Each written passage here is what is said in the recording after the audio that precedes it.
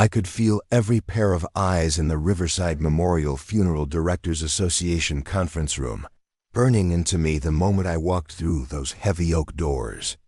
The weight of their stares was heavier than the grief I'd carried for months, heavier than the keys to Morningside Funeral Home that jangled in my trembling hand. I tried to steady my breathing as I approached the registration table, adjusting my grip on the worn leather portfolio that contained everything I thought I needed to prove I belonged here. That's when I heard the first whispered comment behind. M.E., then another. Soon a chorus of hushed judgment spread through the room like wildfire through dry grass. I focused on the nameplate ahead that read New Member Orientation, trying to ignore them. Then suddenly, a manicured hand touched my shoulder with the kind of condescending gentleness reserved for lost children. "Sweetheart, I think you might be in the wrong room," came a voice dripping with practiced sympathy. "The Grief Counseling Support Group meets on Thursdays in the basement." Preparing and narrating this type of story took us long efforts and hard work. So if you are enjoying the story, please consider subscribing to our channel. Before I could respond, my folder was gently but firmly taken from my hands. Margaret Whitmore, president of the association and owner of the most prestigious funeral home in the county, held my paperwork like evidence of some cosmic mistake. "Single mothers like you have been through enough trauma already. Death work isn't something you just stumble into because you inherited property. This is a calling that requires years of training, emotional fortitude, and frankly, a certain type of constitution that not everyone possesses." The room erupted in knowing nods and sympathetic murmurs. I stood frozen, my face burning with humiliation, as phones discreetly appeared to capture what everyone clearly saw as some kind of entertainment.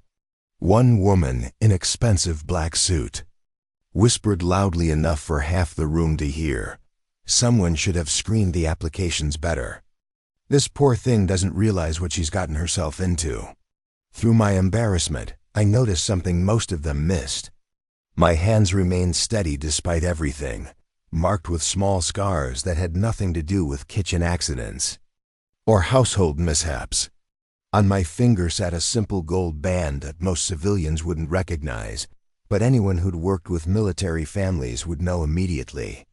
They had just dismissed the wrong woman.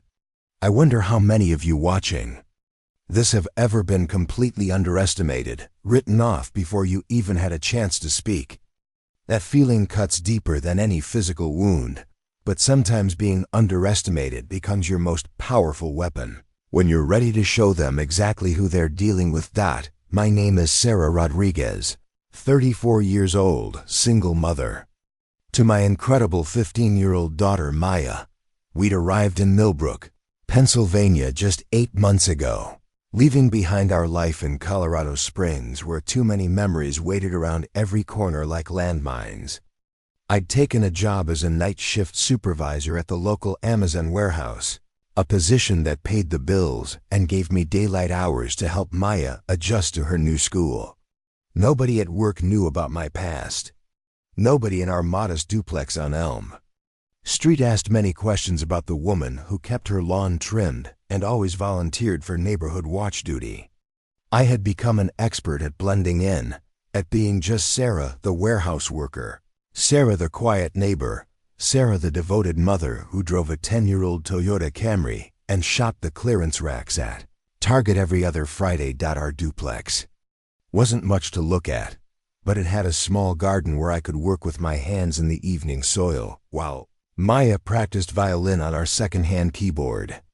We were rebuilding our lives one careful piece at a time in a town that didn't know our history, didn't know why we'd had to leave everything familiar behind. Maya was the one who'd found the letter from the lawyer mixed in with our forwarded mail, the thick cream-colored envelope that would change everything we thought we knew about our future. The letter explained that my great-aunt Dolores, a woman I'd met exactly twice at family reunions when I was a child, had passed away and left me her business. Morningside Funeral Home had been in operation since 1952, serving Millbrook and the surrounding rural communities with what the lawyer described as dignity and old-fashioned values. The property included the main funeral home building, a crematorium, a small apartment above the office, and what the inheritance papers referred to as substantial grounds suitable for memorial gardens. Most surprising of all, Aunt Dolores had left detailed instructions that the business should continue operating, along with enough money in an account to cover operating expenses for the first year. Maya had been fascinated by the inheritance, spending hours researching the funeral industry online and asking questions I couldn't answer. "Mom, did you know there's a whole science to this? It's not just about being sad and wearing black. There's chemistry, psychology, business management, even art," she'd said one evening, her laptop screen glowing with articles about mortuary science. "Maybe this is like the universe giving us a sign or something." I hadn't been sure about signs from the universe, but I knew we needed a change. The warehouse job barely covered our expenses, and Maya was already talking about college applications. Owning a business, even when I knew nothing about, felt like a possibility we couldn't afford to ignore. The transition had been more complicated than either of us anticipated. Moving into the apartment above Morningside Funeral Home meant living where people came to grieve, surrounded by the weight of loss that seemed to seep into the walls themselves. Maya adapted with the resilience that never ceased to amaze me, decorating her room with bright posters and fairy lights that somehow made even this solemn place feel like home. The funeral home itself was exactly what you'd expect from a building that had operated since the Eisenhower administration: burgundy carpets, heavy wooden furniture, and the persistent smell of lily and industrial-strength air freshener that couldn't quite mask the underlying reality of the work done here. What I hadn't expected was the immediate resistance from every funeral director, mortician, and industry professional within a 50-mile radius. The Riverside Memorial Funeral Directors Association wasn't just a professional organization. It was a tight-knit community that had been operating the same way for decades. These were families who'd been in the death business for generations, who'd inherited not just funeral homes, but entire networks of relationships with hospitals, coroners, clergy, and grieving families.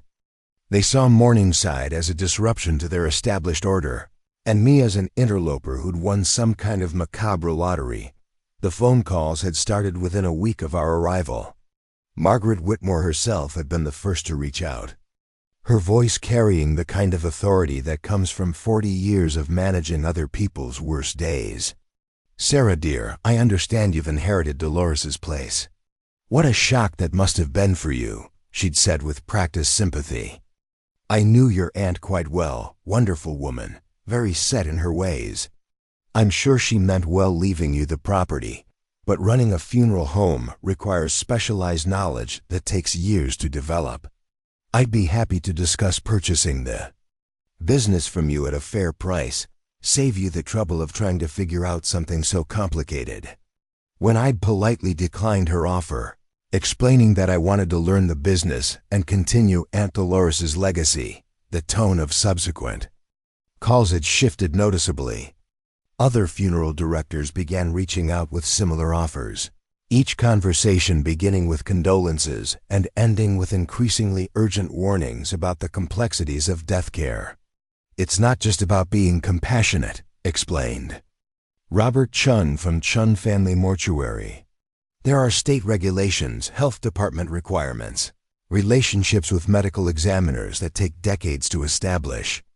Families trust us with their most precious moments. One mistake can destroy not just your reputation, but cause real emotional damage to people who are already suffering." The more they insisted I was in over my head, the more determined I became to prove them wrong. I'd enrolled in online courses through the American Board of Funeral Service Education, studying embalming procedures, grief counseling techniques, and small business management during Maya's school hours. I'd contacted suppliers, insurance companies, and state regulatory agencies to understand exactly what would be required to maintain Morningside's license and reputation.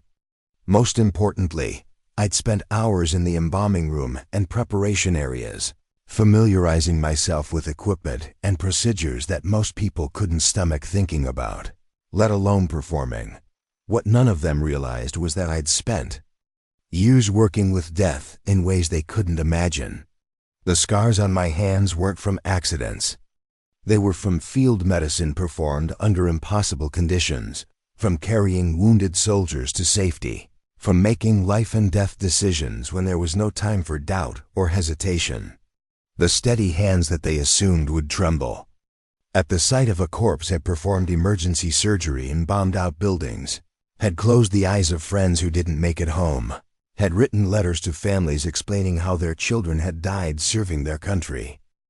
But here in Millbrook, I was just Sarah, the inherited funeral home owner, the single mother who'd stumbled into a business she couldn't possibly understand. They saw someone playing dress-up in a profession that required years of training and emotional preparation.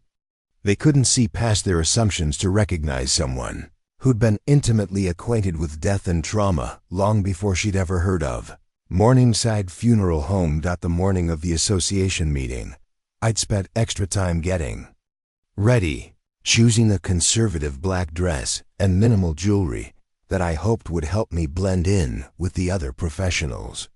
Maya had wished me luck over breakfast, her 15-year-old optimism a bright spot in what I knew would be a challenging day. "Mom, you've got this," she'd said, straightening my collar with the same gentle efficiency she'd inherited from me. "Just remember, they don't know you yet. They're going to be surprised when they figure out what you're really capable of." Walking into that conference room, I'd hoped for professional courtesy, perhaps even cautious welcome. Instead, I'd found a room full of people who'd already decided I didn't belong, who saw my presence as either a joke or a threat to their established order. The registration table volunteer had looked genuinely confused when I'd given my name, checking her list twice before reluctantly handing me a name tag that read Sarah Rodriguez, Morningside Memorial. Even my aunt's funeral home name had been wrong on their paperwork. Now, standing in front of Margaret Whitmore with my paperwork in her manicured hands, I realized that no amount of preparation could have readied me for the level of dismissal I was experiencing. These weren't just professional concerns about my qualifications. This was systematic exclusion designed to make me quit before I'd even started. They wanted me gone, and they weren't bothering to hide their intentions behind polite professional disagreement. The folder Margaret held contained my business license, my enrollment certificates in mortuary science courses, letters from suppliers confirming my accounts, and insurance documentation proving I'd met all state requirements to operate. But none of that mattered to a room full of people who'd already decided that someone like me couldn't possibly belong in their world. They saw a young woman, a single mother, someone who'd inherited rather than earned her place in their industry. They couldn't imagine that underneath that exterior was someone who'd dealt with death and trauma in ways that would challenge everything they thought they knew about strength, competence, and professional capability. Margaret Whitmore's expression softened into what I could only describe as professional pity as she flipped through my paperwork with the kind of careful attention usually reserved for humoring children. "Oh, honey, you've certainly been busy with all these online courses," she said, her voice carrying the same tone kindergarten teachers use when praising finger paintings. "But you have to understand, there's a vast difference between reading about embalming procedures on a computer screen and actually standing over a preparation table at 3 in the morning, working on someone's beloved grandmother." She held up my certificate from the American Board of Funeral Service Education like it was a participation trophy. "These internet programs are fine for basic knowledge, but real funeral service requires something you can't learn from videos and worksheets." The circle of funeral directors around us had grown larger, drawn by the spectacle of watching someone so obviously out of their depth try to convince seasoned professionals that she belonged among them. Robert Chun stepped forward, his expression a mixture of concern and barely concealed amusement. "Sarah, I've been running Chun Family Mortuary for 23 years. following in my father's footsteps, who ran it for 30 years before me. This business gets in your blood over generations. You learn it by growing up around the trade, by understanding that death care isn't just a job. It's a sacred calling that requires emotional fortitude most people simply don't possess. A woman I didn't recognize, wearing an elegant charcoal suit with a small gold pin identifying her as vice president of the association, shook her head sympathetically. The first time you see a traffic accident victim or a drowning case, you'll understand why we're trying to save you this heartache. I've seen strong men with medical backgrounds quit after their first week in preparation. There's nothing shameful about admitting this isn't for you before you traumatize yourself unnecessarily. Dr. Harold Masterson, whose family had operated Masterson & Sons Funeral Home since the 1940s, adjusted his wire-rimmed glasses and spoke with the authority of someone accustomed to being the final word on difficult subjects. "Young lady, I don't think you fully comprehend the legal liabilities involved in this profession. One mistake in chemical concentrations, one error in documentation, one moment of squeamishness during a preparation, and you're facing lawsuits that could bankrupt not just your business but your personal finances. The families who trust us are grieving, vulnerable people who need absolute confidence in our abilities. They can't afford to be guinea pigs for someone learning on the job." The crowd murmured agreement, their collective wisdom settling over me like a heavy blanket designed to smother any remaining delusions I might harbor about my capabilities. Margaret nodded solemnly, clearly pleased to have such distinguished colleagues reinforcing her assessment. "You see, dear, this isn't like other businesses where you can make mistakes and learn as you go. Every family that walks through your doors is experiencing the worst day of their lives.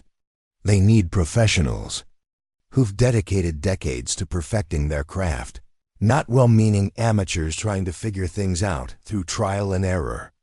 Thomas Bradshaw, whose weathered hands and permanent expression of gentle authority marked him as someone who'd comforted thousands of grieving families, approached with the kind of paternal concern usually reserved for wayward daughters.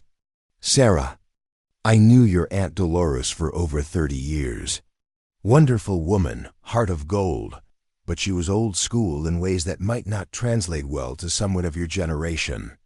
She never married, never had children, dedicated her entire life to the funeral business in ways that modern young mothers simply can't match.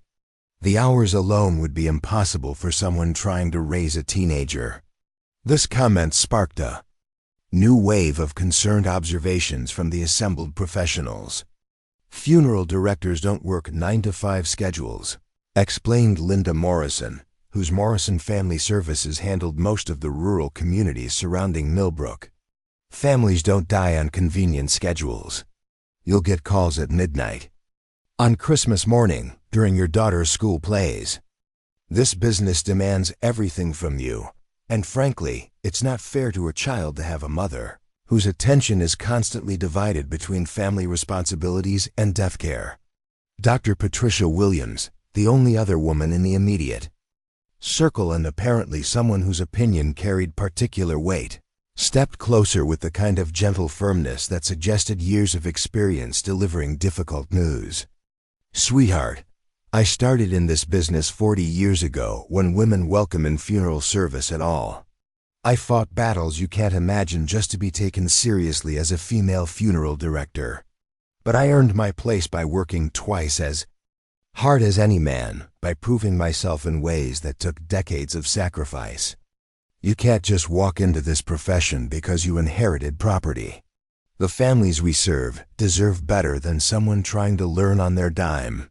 The assumption that I was some kind of desperate single mother grasping at any opportunity for financial stability seemed to be universal among the assembled professionals.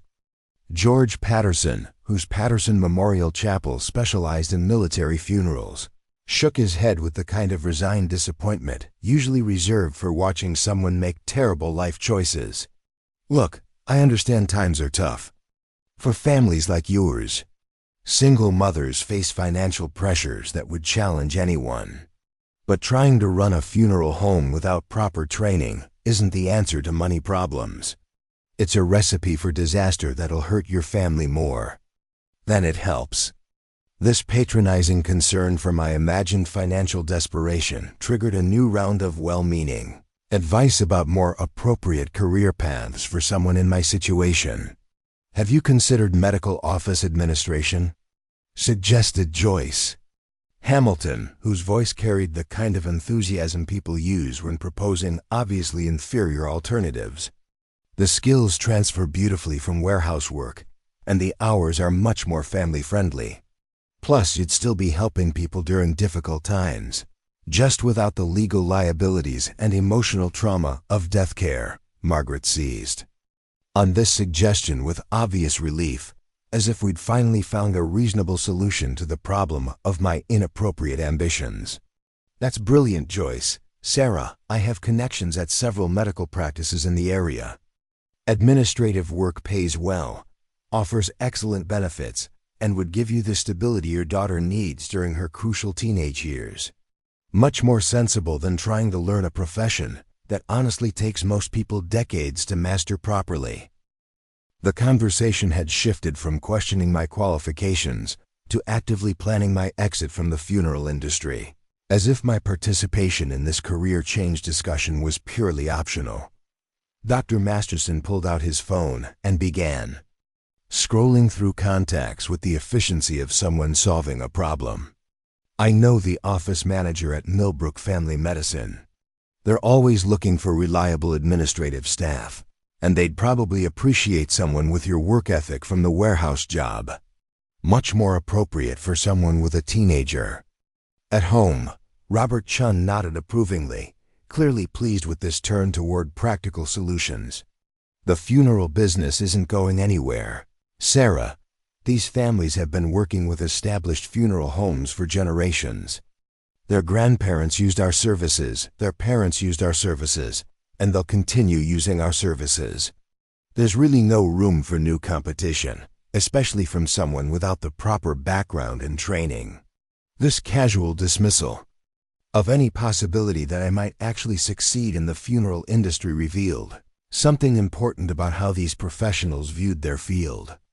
They didn't see it as a business that could accommodate new ideas, different approaches, or fresh perspectives. To them, funeral service was a closed system that functioned perfectly as long as no outsiders disrupted the established order.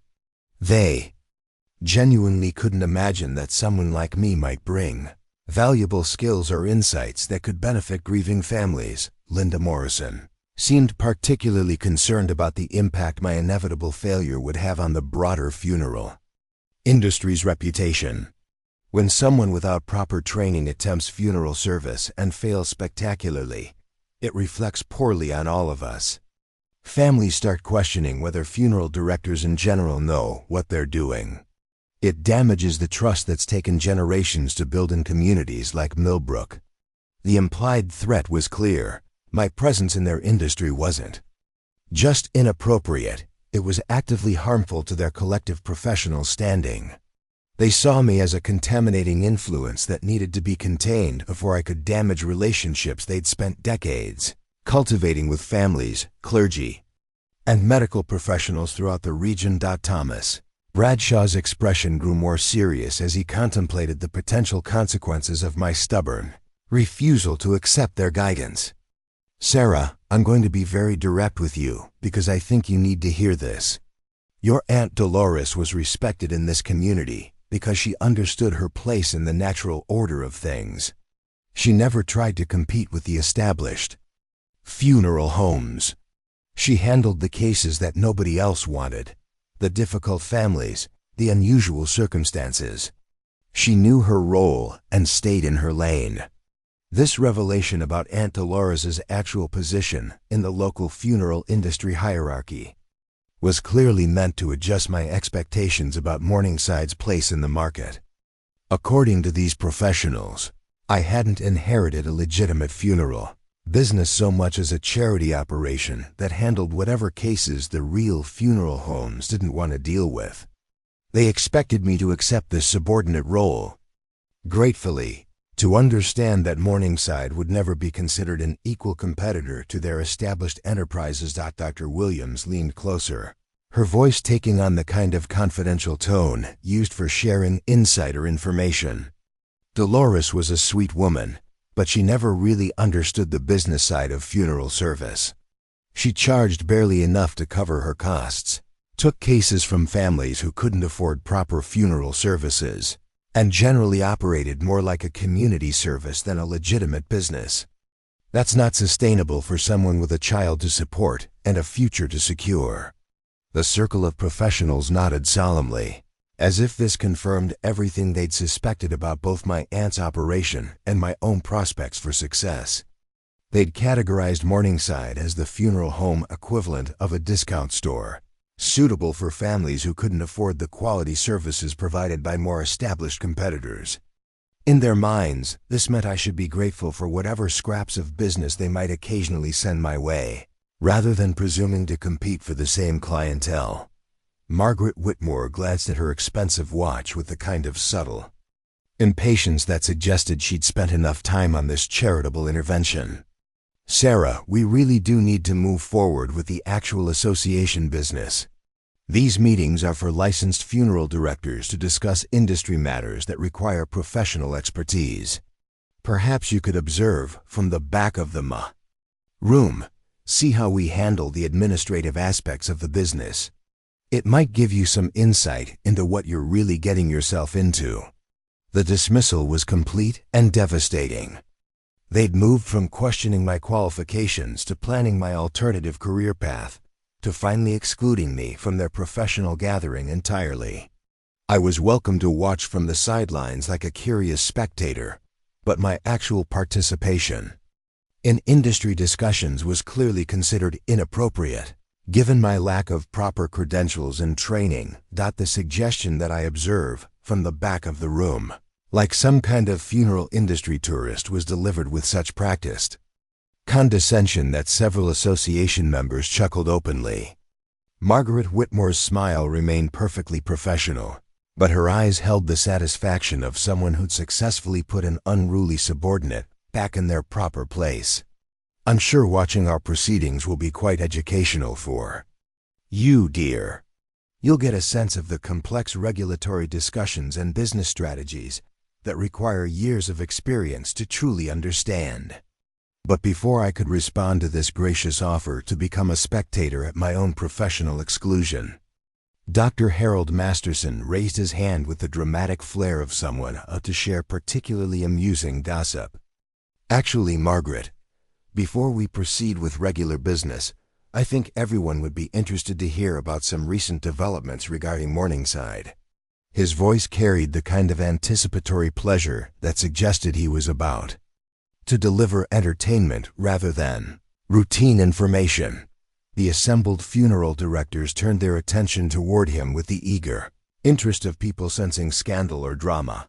Dr. Masterson adjusted his wire-rimmed glasses and consulted a folder he'd been carrying, clearly relishing his role as the bearer of significant news. "I took the liberty of conducting some research into Morningside's recent operations, particularly since our new colleague here has been making rather bold claims about continuing her aunt's legacy." My stomach dropped as I realized that whatever information he was about to share had been gathered specifically to undermine my position. The folder in his hands looked thick enough to contain detailed financial records, regulatory reports, or other documentation that I might not have fully understood when I'd inherited the business. The expectant faces around me suggested that whatever he'd discovered was about to provide considerable entertainment at my expense. "It turns out," Dr. Masterson continued with theatrical timing, "that Morningside Memorial hasn't actually conducted a full funeral service in over 18 months. The last 3 families who attempted to use their services ended up transferring to other funeral homes mid-process due to what the state inspector's report describes as significant deficiencies in facility maintenance and procedural compliance." He paused to let this information sink in, clearly enjoying the murmurs of surprise and concern rippling through the crowd. Margaret Whitmore's expression shifted from professional courtesy to barely concealed alarm. "Harold, are you saying that Dolores was operating without proper certification? That families were paying for services she couldn't provide?" The implications of inheriting a business with regulatory violations clearly added a new dimension to their concerns about my qualifications. Dr. Masterson nodded gravely, consulting his papers with the authority of someone presenting evidence in court. According to the state records, Morningside failed its last 3 inspections. The embalming room was cited for chemical storage violations. The preparation area had ventilation problems that violated health department standards, and the crematorium hasn't been certified for operation in over 2 years. Dolores had essentially been running a viewing-only operation, with all actual funeral services subcontracted to other facilities. Thomas Bradshaw glanced at his watch with the kind of subtle impatience that suggested this charitable intervention had taken longer than anyone had planned. "Margaret, perhaps we should move forward with our scheduled agenda. Sarah has a lot to think about, and frankly, the sooner she can start making arrangements with Joyce's contact at the medical office, the better off her family will be." The dismissal was complete and final. They'd identified my problems, solved my dilemma, planned my future, and were now ready to return to their actual business without further interruption from someone who clearly didn't belong in their professional circle. I was expected to gracefully accept their conclusions, thank them for their guidance, and quietly exit from an industry where I'd never really belonged in the first place. Standing there while these funeral directors dismantled my future with such methodical efficiency, I found myself unconsciously shifting into a posture that had nothing to do with warehouse work or single motherhood. My feet automatically positioned themselves shoulder-width apart, my spine straightened to attention, and my hands clasped behind my back in a stance that had been drilled into me during countless formations on military bases from Fort Carson to Forward Operating Base Lightning in Afghanistan. The transformation was subtle but complete, turning my body into something that could stand at attention for hours without fatigue or complaint. Margaret Whitmore was still discussing the practical details of my career transition when she noticed the change in my demeanor.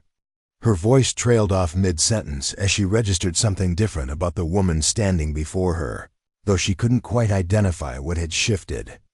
The defeated, overwhelmed single mother they'd been counseling moments earlier had been replaced by someone with a distinctly different bearing. Someone who looked like she was accustomed to receiving and processing critical information under pressure. "Are you feeling all right, dear?" Margaret asked with the kind of careful concern usually reserved for people who might be having medical episodes. "I know this is a lot of overwhelming information to process all at once. Perhaps you should sit down for a moment." But I wasn't overwhelmed, and the steady rhythm of my breathing had nothing to do with civilian stress management techniques. Without thinking about it, I'd slipped into the controlled breathing pattern that had carried me through sniper operations, where a single exhale at the wrong moment could mean the difference between mission success and catastrophic failure. 4 counts in, hold for 2, 4 counts out, each breath measured and deliberate like the precision timing required for long-distance shots in hostile territory. Dr. Harold Masterson, who'd been so pleased with his financial detective work, noticed that I was studying the room with a different kind of attention than I'd shown earlier.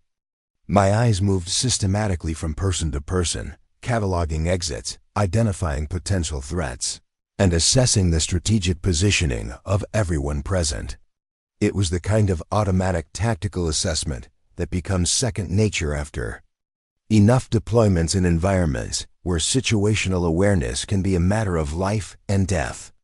"You're certainly taking this news better than I expected," Dr. Masterson observed, though his tone suggested confusion rather than approval. Most people would be quite upset to learn about this level of financial and regulatory problems. "Are you sure you understand the full scope of what we've been explaining?" What he couldn't understand was that I'd received briefings about situations far more dire than inherited business debt and regulatory violations. I'd sat in canvas-walled command tents listening to intelligence officers explain that our convoy route had been compromised, that the local population was actively hostile, that our expected extraction window had been moved up by 12 hours due to changing political circumstances.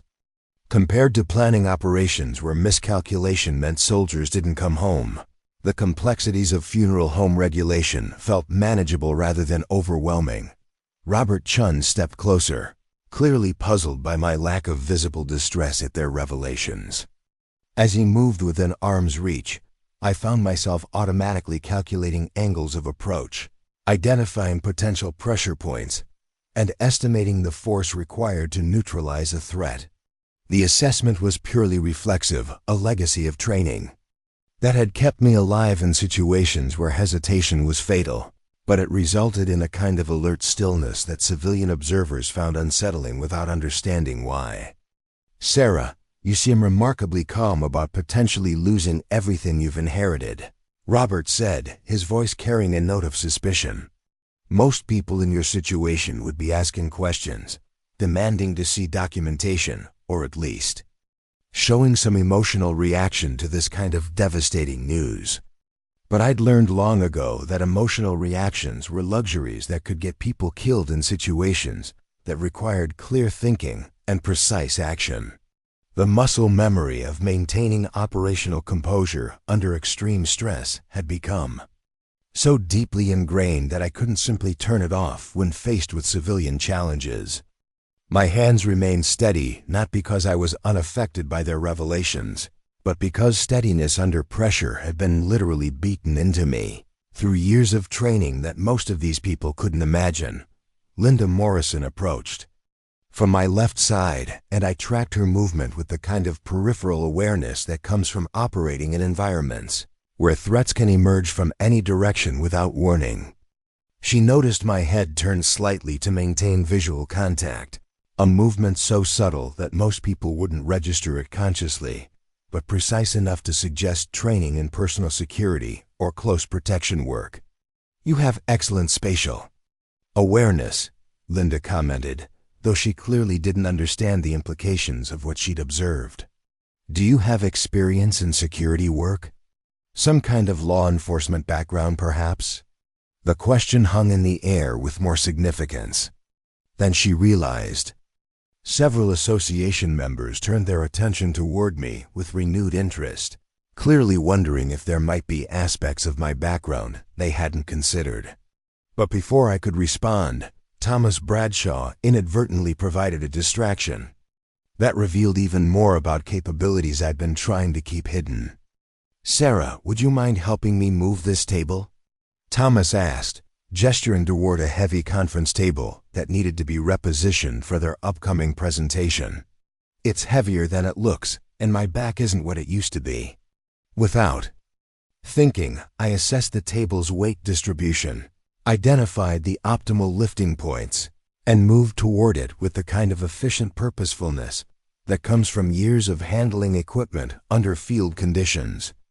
As I positioned myself at one end, my movements displayed a familiarity with proper lifting technique that went far beyond warehouse safety training or civilian exercise routines. When Thomas positioned himself at the opposite end and prepared to coordinate our lifting effort, I automatically took charge of the operation with the kind of natural authority that emerges from extensive experience directing logistics under pressure. "On my count," I said, my voice carrying the unmistakable cadence of someone accustomed to giving orders in situations where precision mattered. 3, 2, 1, lift. The table came up smoothly and moved across the room with the kind of coordinated efficiency that only comes from working with teams where miscommunication can have serious consequences. But more importantly, the weight that Thomas had described as challenging for his aging back felt manageable in my hands, supported by core strength and muscle memory developed through years of carrying equipment, ammunition, and wounded soldiers across terrain that wouldn't accommodate wheeled vehicles. Dr. Patricia Williams watched this brief demonstration with the kind of professional interest that suggested she was beginning to reassess her earlier assumptions about my background. "You handle heavy lifting like someone with proper training," she observed. "Military service, perhaps? Or law enforcement work?" The question was getting closer to territories I'd been hoping to avoid, but my body language had already betrayed more about my background than I'd intended to reveal. The way I'd automatically taken charge of the lifting operation, the precision of my movement commands, and the casual competence with which I'd handled a task that challenged a much larger man were all indicators that these funeral directors were finally beginning to notice. Margaret Whitmore, who'd been watching this interaction with growing puzzlement, decided to pursue the line of inquiry that Patricia had opened. "Sarah, when you filled out your membership application, you listed your previous employment as warehouse work in Colorado Springs. But warehouse workers don't typically develop the kind of command presence you just displayed. What else did you do in Colorado?" The question was direct enough that deflection would seem suspicious, but specific enough that a complete answer would reveal far more about my background than I was prepared to discuss. Colorado Springs meant proximity to military installations. Command presence suggested leadership experience, and the combination was leading these professionals toward conclusions that would completely change their perception of who they were dealing with, before I could formulate a response that might preserve some operational security. Joyce Hamilton made an observation that pushed the conversation into even more revealing territory. "You know, there's something about the way you carry yourself that reminds me of my nephew Derek. He's career Army, stationed at Fort Carson. There's a certain bearing that military people develop, especially the ones who've been deployed overseas." The comparison to her military nephew was both astute and dangerous, connecting observations about my demeanor to specific knowledge about how combat veterans presented themselves in civilian settings. Several association members were now studying me with the kind of focused attention that suggested they were beginning to piece together elements of my background that didn't match their initial assumptions. George Patterson, whose Patterson Memorial Chapel specialized in military funerals, stepped forward with the kind of recognition that comes from years of working with veterans and their families. His expression had shifted from dismissive condescension to something approaching professional respect as he began connecting details about my appearance and behavior to patterns he'd observed in countless military families. "Ma'am, I've been conducting military funerals for over 20 years, George said, his voice carrying a different tone than he'd used earlier. "I've worked with families from every branch of service, from every conflict since Desert Storm. If you don't mind me asking, which branch did you serve in?" The directness of his question caught me off guard, delivered with the kind of matter-of-fact assumption that suggested he'd moved beyond speculation to certainty about my military background. The other association members were now listening with the focused attention of people who realized they might have been operating under completely incorrect assumptions about someone's qualifications and experience, rather than answer immediately. I found myself unconsciously adjusting the sleeves of my dress to ensure that certain scars remained covered. The movement was subtle but automatic, the kind of practice concealment that becomes habitual after years of managing the transition between military and civilian environments. But in a room full of people who were now specifically looking for indicators of military service, even that small gesture carried significance. Dr. Masterson, who'd been so confident in his assessment of my inappropriateness for the funeral industry, was now studying my hands with the kind of clinical attention that suggested he was beginning to notice details he'd previously overlooked. The calluses on my palms weren't from warehouse work or household maintenance. They were in the specific patterns that develop from weapons handling and equipment operation under field conditions. "Those are some interesting scars on your knuckles," Dr. Masterson observed, his voice carrying a note of professional curiosity rather than the dismissive certainty he displayed earlier. They look like the kind of injuries that come from specific types of work rather than household accidents. The scars he'd noticed were from field medicine performed under combat conditions, from crawling through debris to reach wounded soldiers, from emergency procedures conducted with improvised equipment in situations where conventional medical protocols were impossible to follow. But explaining their origin would require discussing aspects of my service record that I'd spent months trying to leave behind. Linda Morrison, who'd earlier questioned my emotional fortitude for funeral work, was now observing my reactions to their inquiries with the kind of analytical attention that suggested she was beginning to understand that her assumptions about my psychological preparedness might have been fundamentally incorrect. Someone who'd maintained composure under the pressure of their collective professional judgment might have experience with situations far more stressful than dealing with grieving families. The room had grown quieter as the association members began processing the disconnect between their initial assessment of me as an overwhelmed single mother and the evidence of military training that was becoming increasingly difficult to ignore. Their earlier confidence in my inappropriateness for the funeral industry was being challenged by observations that suggested I might have qualifications they hadn't considered. Robert Chun, who'd been so certain about my lack of emotional preparation for death work, now seemed to be reconsidering whether someone with apparent military experience might have a different relationship with mortality than typical civilian applicants. His expression suggested he was beginning to understand that their assumptions about my psychological readiness might need significant revision. The conversation about my potential military background was interrupted by the distinctive ping of multiple phones receiving notifications simultaneously. Margaret Whitmore glanced at her device with the kind of distracted attention that suggested she was expecting important association business, but her expression shifted to surprise and then concern as she read whatever message had appeared on her screen. "Oh my," she murmured, holding her phone closer to examine what appeared to be a video or image that had been shared in their professional group chat. "Someone's been recording our conversation and posting it online." Her voice carried the kind of dismay usually reserved for discovering that private family disputes had become public entertainment. Dr. Harold Masterson immediately pulled out his own phone, his fingers moving quickly across the screen as he searched for whatever content Margaret had discovered. Within moments, his expression matched hers as he located what appeared to be live footage of our confrontation. "It's on the Riverside County Community Facebook page," he announced with growing alarm. Someone filmed the whole discussion about Sarah's inheritance problems and posted it with a caption about local funeral directors expose incompetent newcomer. The realization that our private professional conversation had been broadcast to the broader community sent a wave of panic through the assembled funeral directors.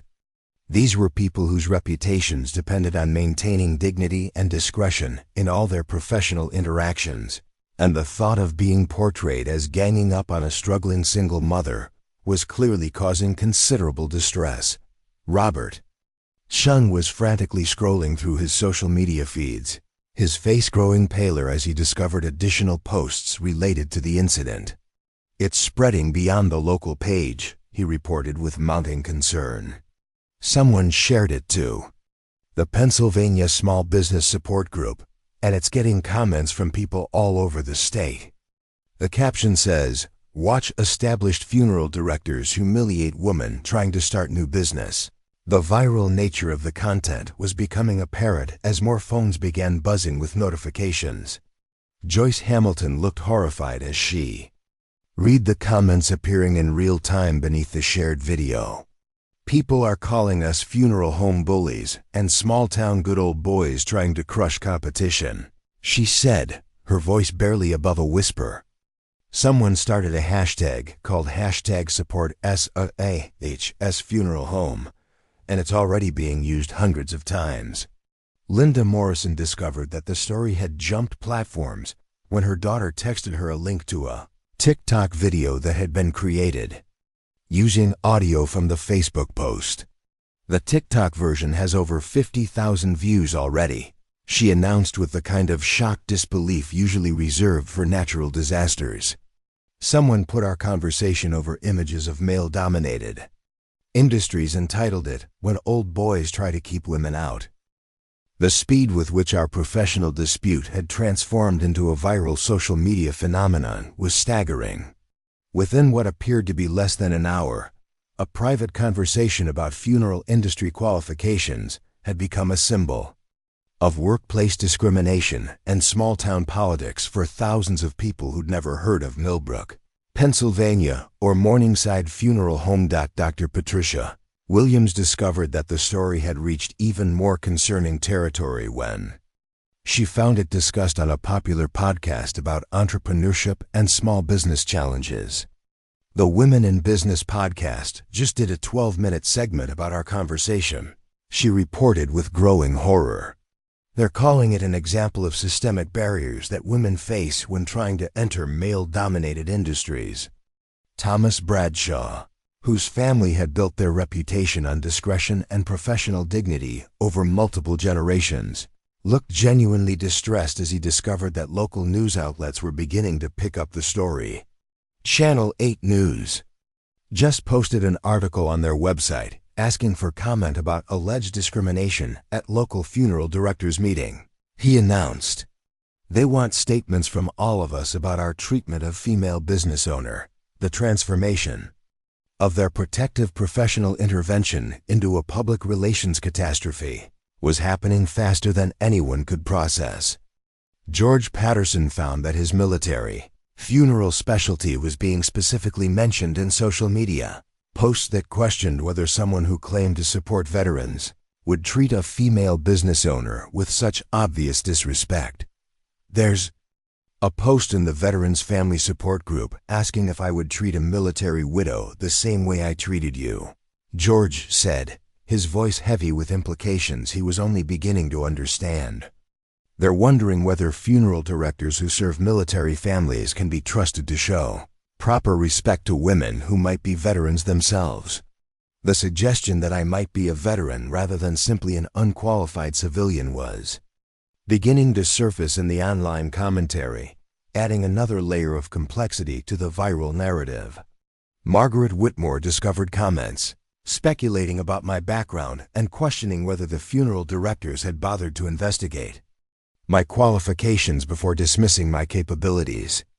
Someone in the comments claims they recognize you from military service, Margaret said, her voice carrying a note of concern that suggested she was beginning to realize their assumptions might have been incomplete. They're asking whether anyone bothered to check if you have relevant experience before assuming you were unqualified for funeral work. The online speculation about my military background was gaining momentum as more people shared their own theories about why I might have the composure and bearing that several commenters had noticed in the video footage.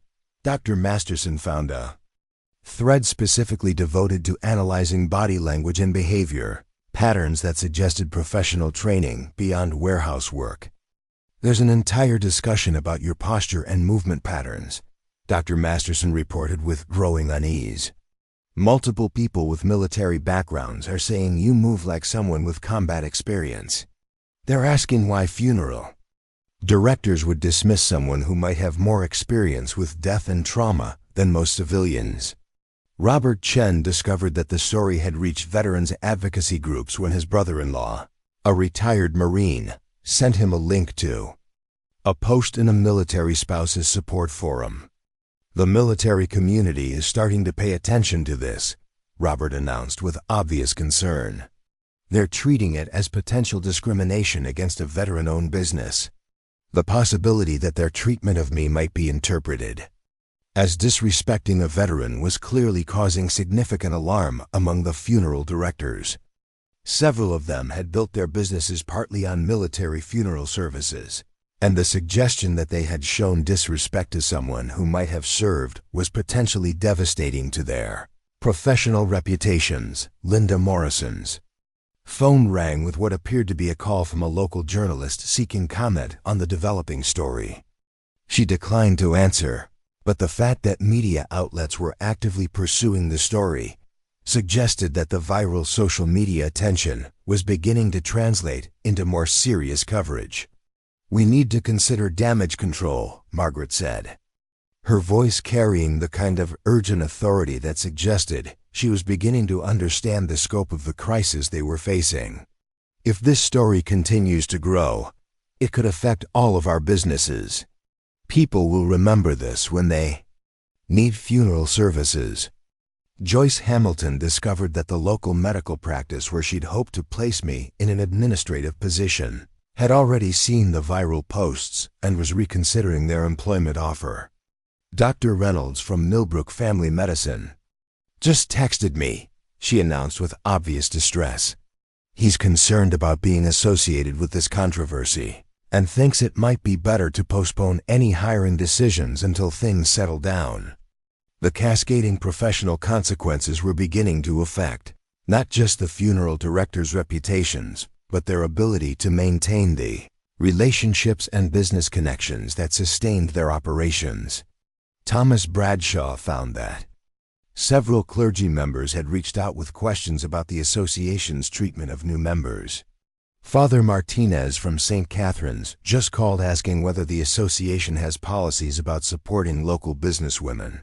Thomas reported, "He's concerned about whether he should continue recommending our services to parishioners if we're not welcoming to all qualified funeral directors." The religious community's involvement in the controversy added another dimension to the crisis, as many funeral directors depended on referrals from local churches and clergy members.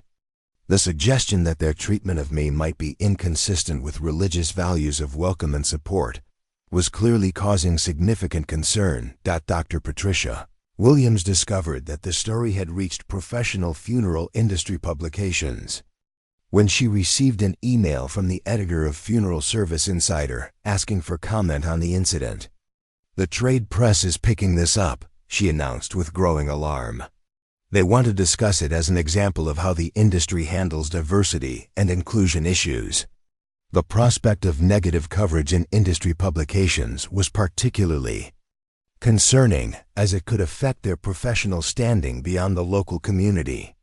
George Patterson found that his membership in the National Funeral Directors Association was being questioned by colleagues who'd seen the viral posts.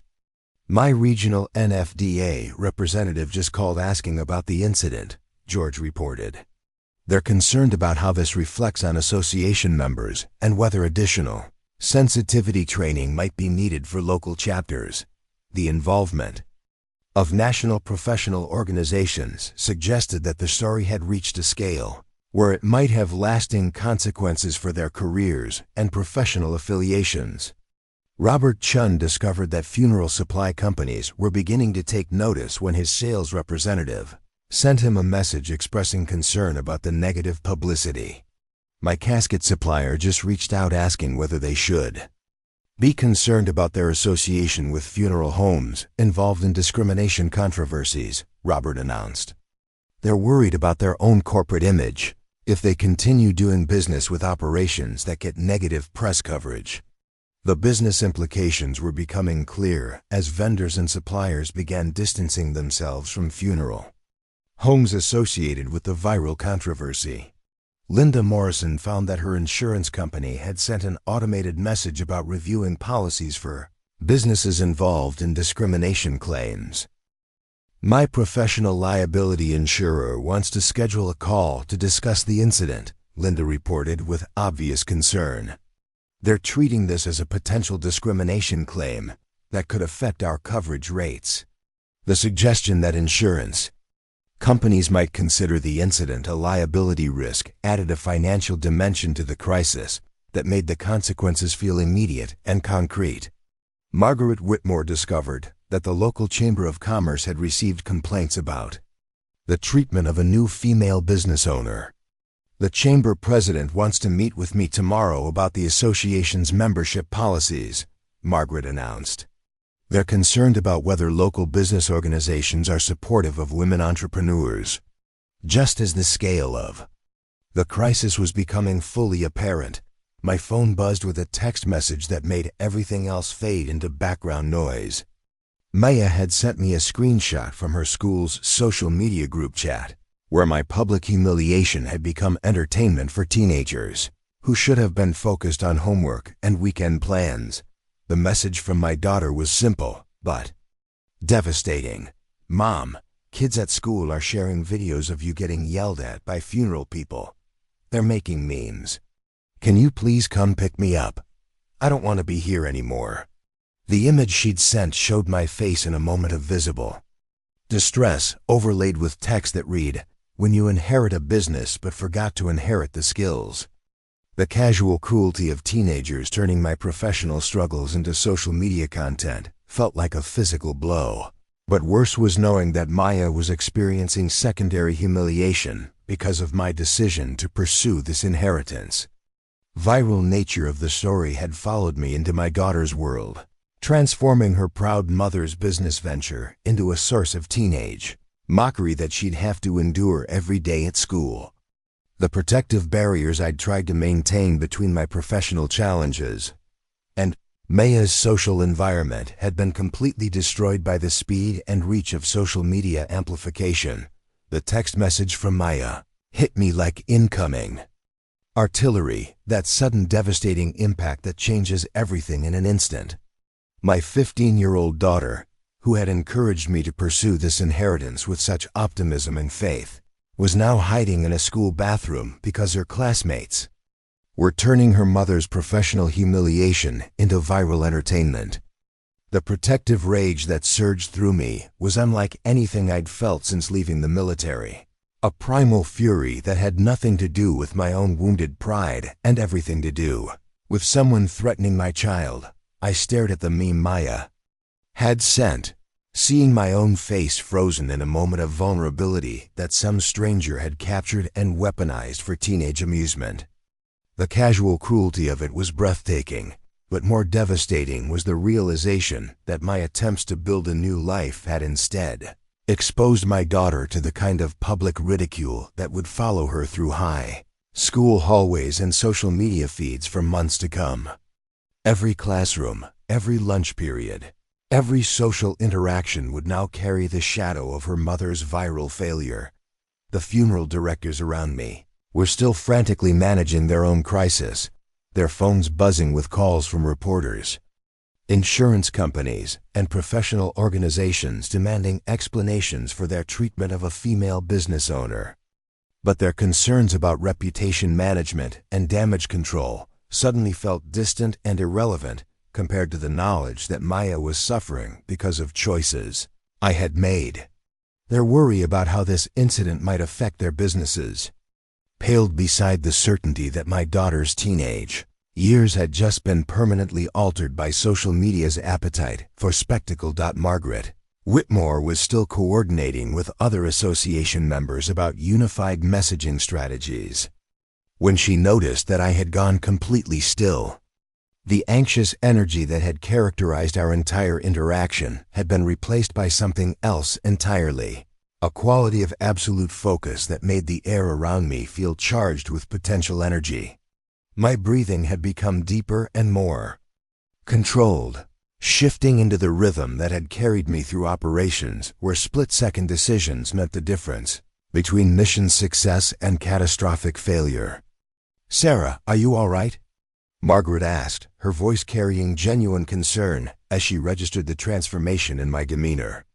"I know this is overwhelming, but we're going to work together to minimize the damage from this unfortunate situation." But I wasn't thinking about damage control or reputation management anymore. I was thinking about the silver ring on my finger, the one that marked me as someone who had earned the right to wear it through actions that most people couldn't imagine, let alone perform. I was thinking about the oath I had taken to protect and defend not just American interests abroad, but the people who mattered most to me at home.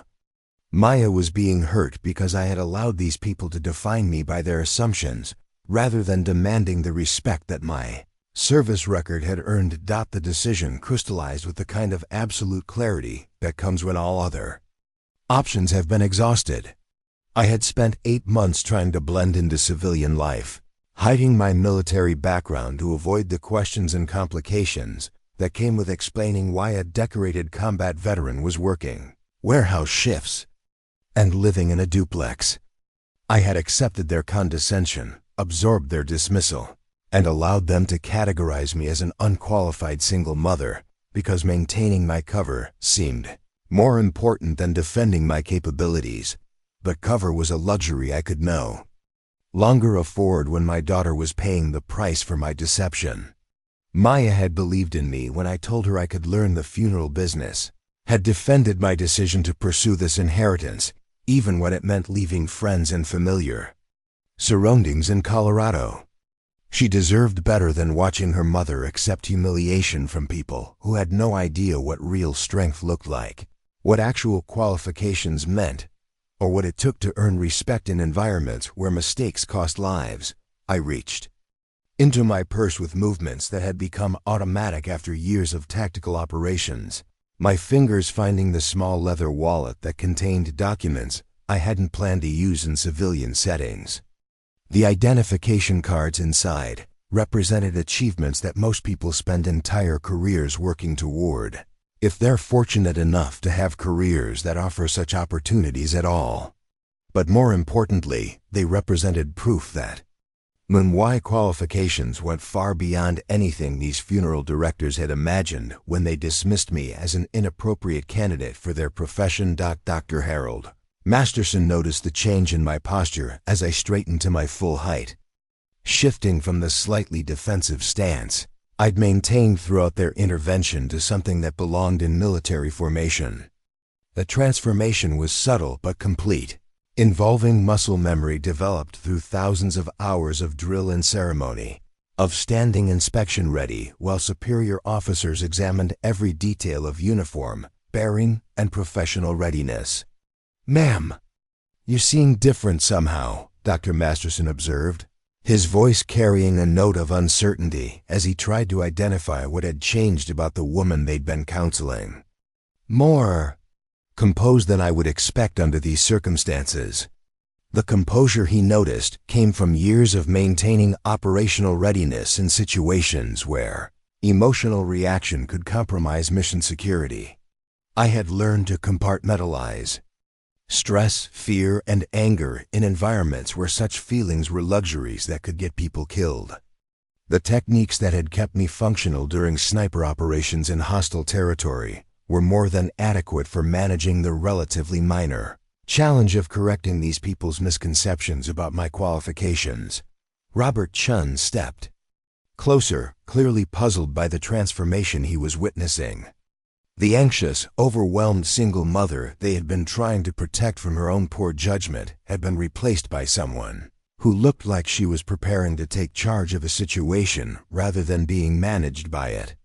His expression suggested confusion about whether this change represented emotional breakdown or something else entirely. "Sarah, are you sure you're processing this information correctly?" Robert asked, his voice carrying the kind of careful concern usually reserved for people who might be having psychological episodes. Sometimes shock can cause people to seem calm when they're actually experiencing severe stress.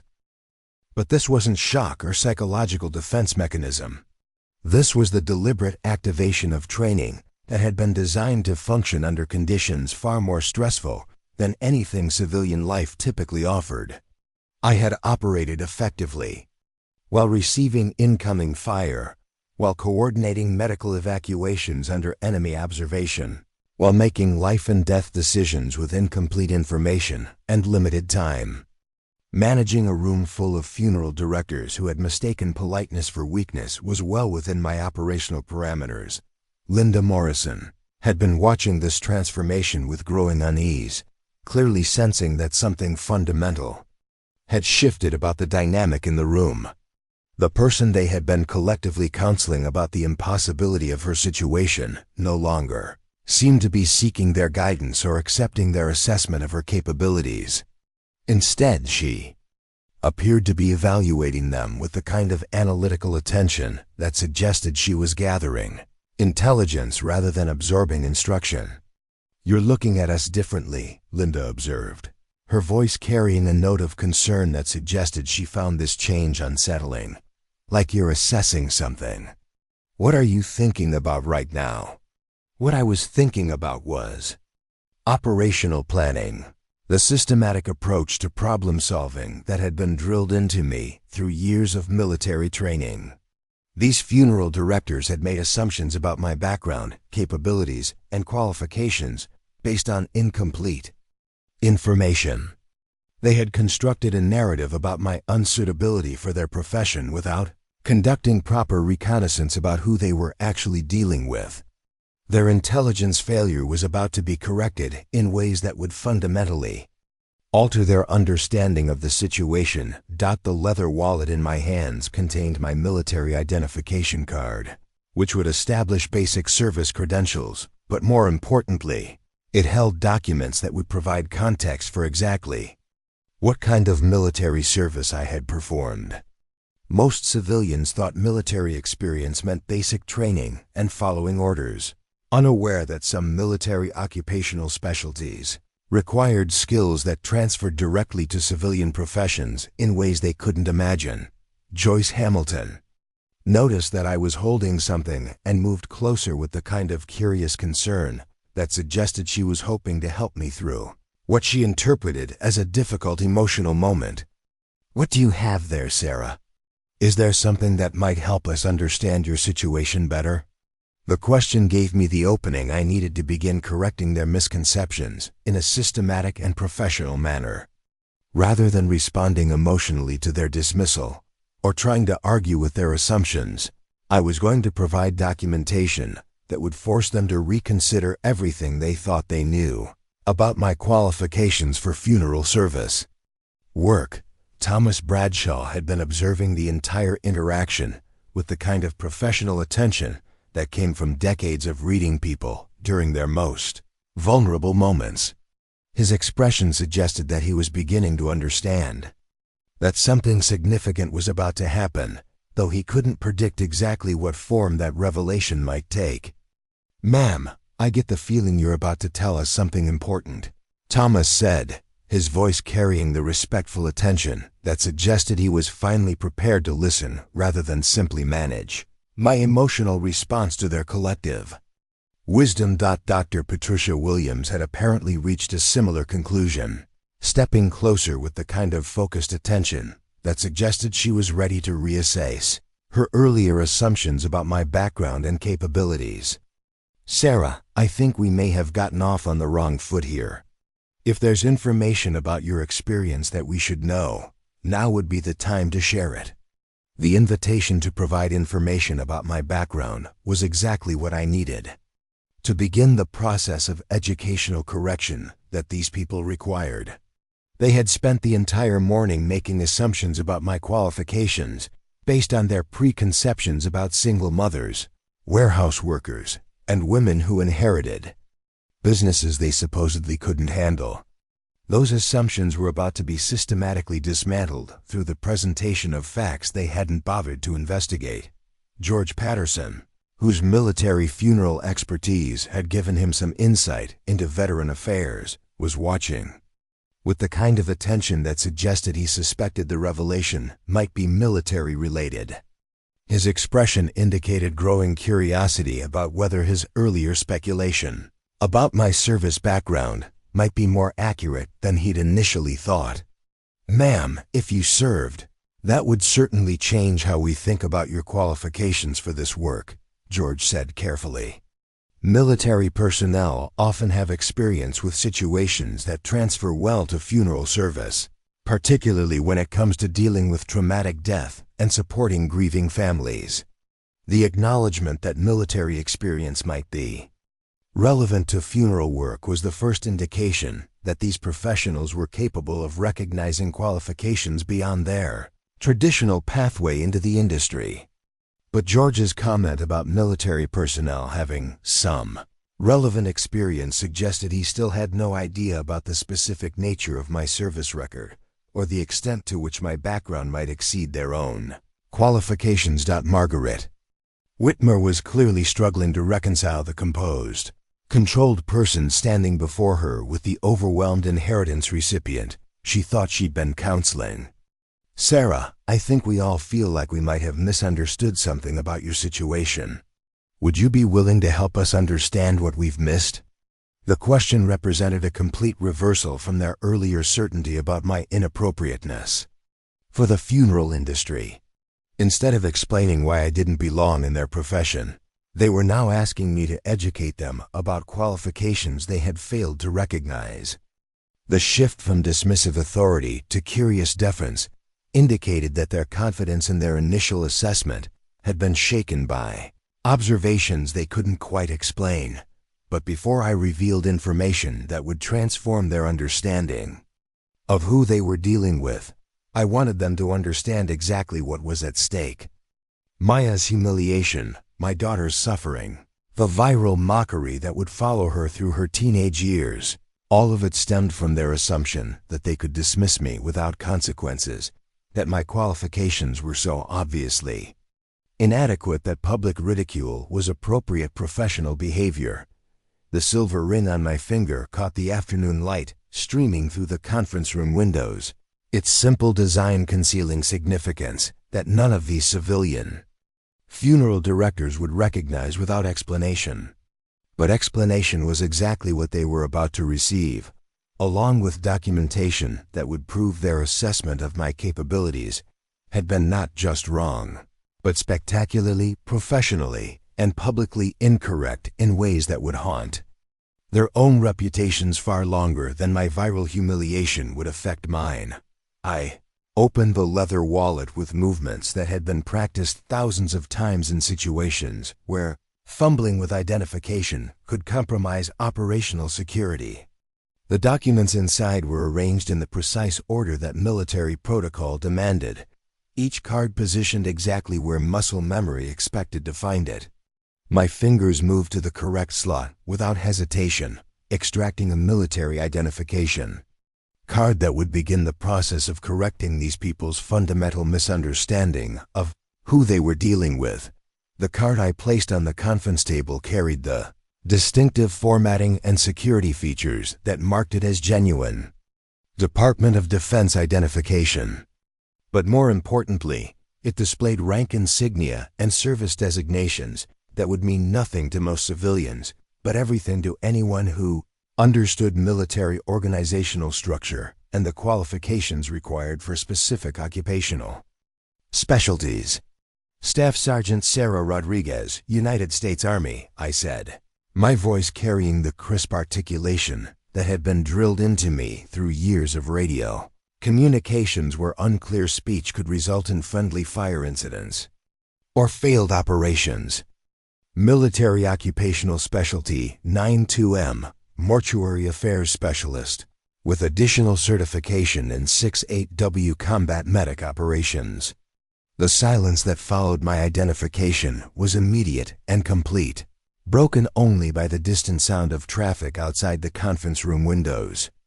Margaret Whitmore stared at the military ID with the kind of shocked recognition that comes from suddenly understanding that every assumption underlying a conversation has been fundamentally incorrect. Her expression shifted from patronizing concern to something approaching professional alarm as she began processing the implications of what I had just revealed. Preparing and narrating this type of story took us long efforts and hard work. So if you are enjoying the story, please consider subscribing to our channel. Dr. Harold Masterson leaned forward to examine the identification more closely. His earlier confidence in my unsuitability for funeral work visibly crumbling as he read credentials that he couldn't dismiss or explain away. "Mortuary Affairs Specialist," he repeated slowly, his voice carrying the kind of careful precision people use when trying to process information that doesn't match their expectations. That's actual death care experience. Military death care. But the military ID was only the beginning of the documentation I needed to share. From another slot in the wallet, I extracted a card that would provide context for exactly what kind of death care experience I had acquired during my service. The certification bore the seal of the Armed Forces Medical Examiner System and authorized me to perform procedures that most civilian funeral directors had never encountered, let alone mastered. Advanced Mortuary Affairs Operations, I continued, placing the certification beside my military ID. Authorized for remains recovery in hostile environments, battlefield forensics, mass casualty processing, and diplomatic repatriation procedures. 2 tours in Afghanistan, 18 months in Iraq, with specialized deployment to the Dover Air Force Base mortuary during the height of Operation Enduring Freedom. Robert Chun's face had gone pale as he began understanding the scope of experience. I was describing. Dover Air Force Base was where America's war dead returned home, where military mortuary specialists processed remains under conditions that required technical expertise, emotional resilience, and procedural precision that exceeded anything civilian funeral directors typically encountered. The suggestion that I had worked at Dover meant exposure to cases that would challenge the most experienced professionals in their field. Dover handles the most difficult cases, Robert said quietly, his voice carrying new respect tinged with something approaching awe. Combat deaths, aircraft crashes, mass casualty events. The technical requirements alone... He trailed off, clearly struggling to reconcile his earlier assessment of my qualifications with credentials that surpassed his own training by considerable margins. Linda Morrison had been staring at the certifications with growing comprehension. Her earlier certainty about my emotional unsuitability for funeral work being systematically dismantled by evidence of experience with traumatic death that none of them had encountered. How many cases did you process during your service? She asked, though her tone suggested she wasn't sure she wanted to hear the answer. Over 1,400 individual cases during my Dover assignment alone, I replied, my voice maintaining the matter-of-fact delivery that military personnel use when discussing statistics that carry emotional weight too heavy for civilian comprehension, including 96 mass casualty events requiring advanced identification procedures, chemical contamination protocols, and coordination with international agencies for repatriation of foreign nationals. The numbers hung in the air like incoming ordnance, each figure representing experience that dwarfed anything these civilian funeral directors had accumulated during their entire careers. Thomas Bradshaw, who had seemed so confident about the emotional demands of funeral service, was visibly struggling to process the reality that I had dealt with death on a scale and under conditions that made civilian funeral work seem manageable. By comparison, 1,400 cases, Thomas repeated, his voice barely above a whisper. That's more remains processing than most funeral directors handle in an entire career. And under military conditions. He couldn't finish the thought, clearly overwhelmed by the implications of what I was describing. But I wasn't finished with my credentials presentation. From a third slot in the wallet, I extracted documentation that would establish the technical training that supported my practical experience. The certificates bore the seals of military medical institutions and represented education that exceeded civilian mortuary science programs in both scope and rigor. Advanced Forensic Pathology from the Armed Forces Institute of Pathology, I continued, placing each certificate methodically on the table like evidence in a court proceeding.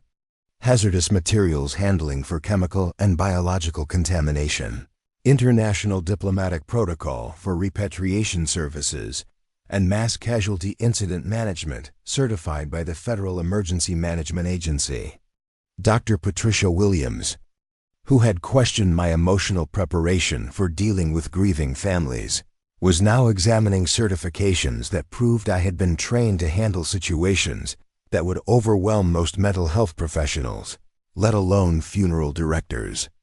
Her expression carried the kind of professional recognition that comes from understanding that someone possesses qualifications that exceed one's own by significant margins. FEMA Mass Casualty Certification, Patricia said, her voice carrying a note of something between respect and disbelief. "That's for managing funeral operations during natural disasters, terrorist attacks, pandemic situations. The psychological training alone for that certification." She shook her head, clearly struggling to reconcile this level of preparation with her earlier assumptions about my capabilities.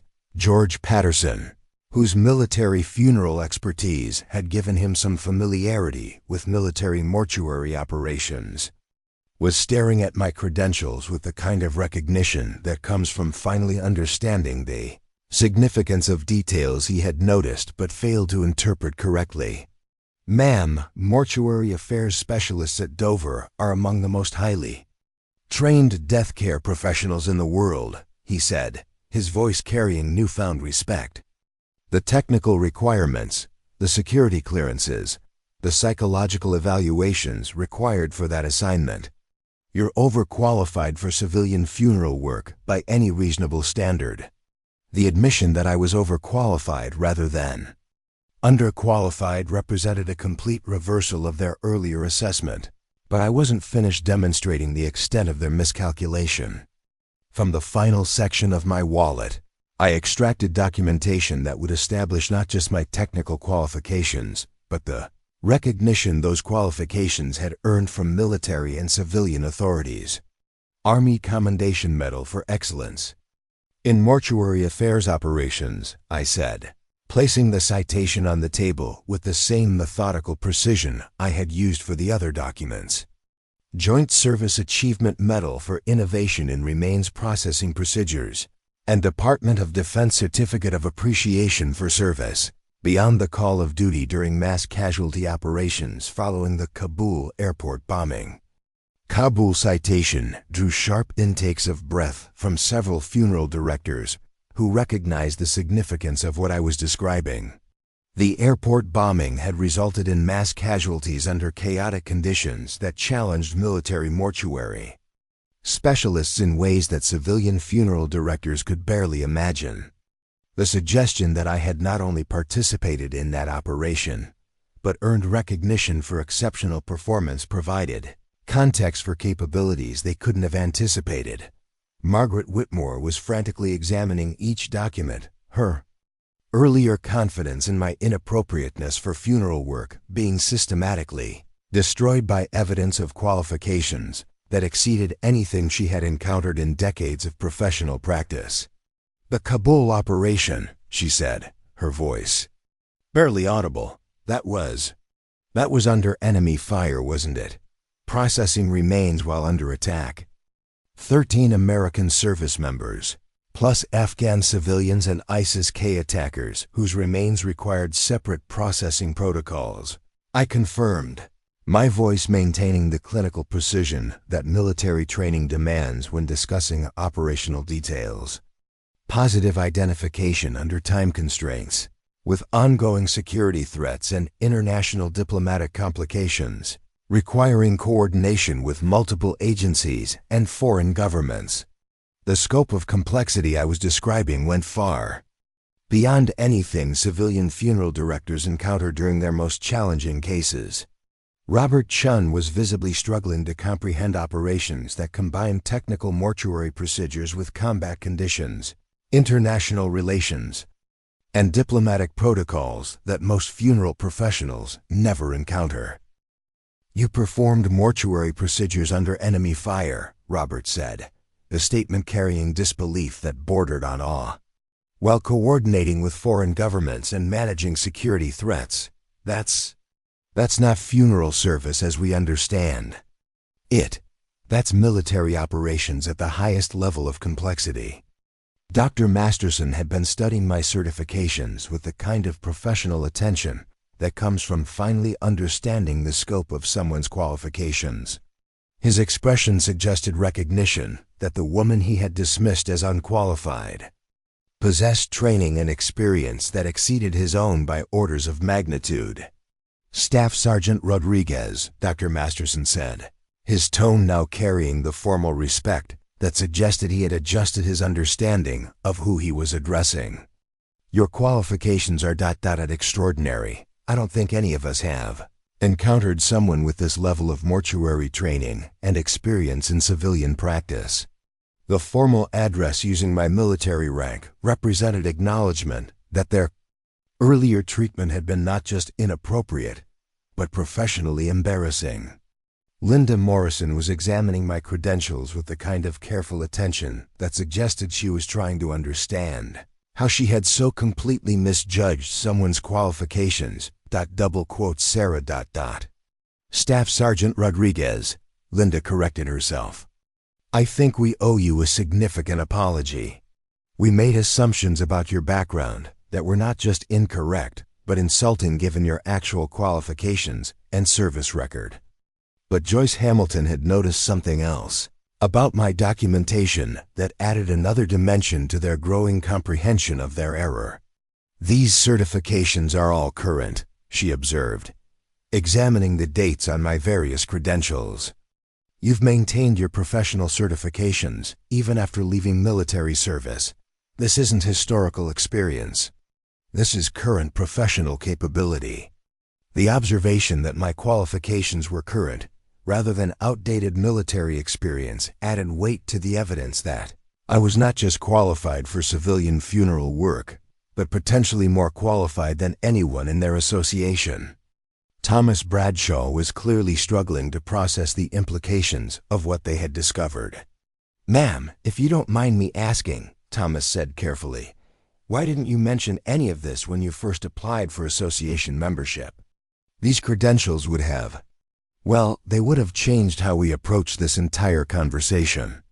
The question about why I had concealed qualifications that would have prevented their dismissive treatment touched on operational security considerations that most civilians couldn't understand. Military personnel learn to compartmentalize information, sharing details only when necessary for mission accomplishment or personal safety. Operational security, I replied, using terminology that George Patterson would recognize from his military funeral experience. Mortuary affairs specialists with my background maintain low profiles in civilian environments. The nature of our military service makes us potential targets for hostile intelligence gathering or domestic terrorism recruitment.